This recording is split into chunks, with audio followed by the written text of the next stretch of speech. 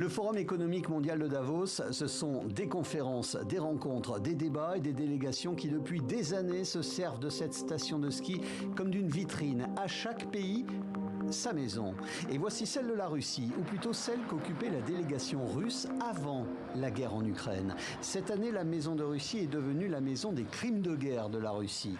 Vous n'y trouverez pas les représentants de Sberbank ou de Gazprom, qui figuraient pourtant en bonne place des sponsors du forum.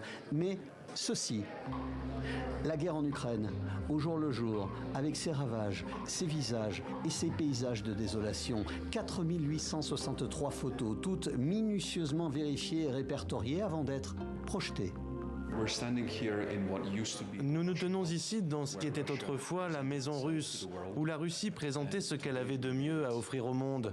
Aujourd'hui, nous exposons ces crimes en Ukraine contre des civils innocents.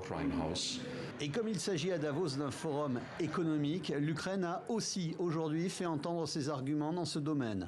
Il devrait y avoir un embargo sur le pétrole russe. Toutes les banques russes devraient être bloquées sans exception. Il devrait y avoir un abandon du secteur russe.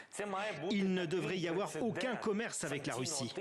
Cela devrait être un précédent pour mettre en place des sanctions qui fonctionneront de manière convaincante pour les décennies à venir.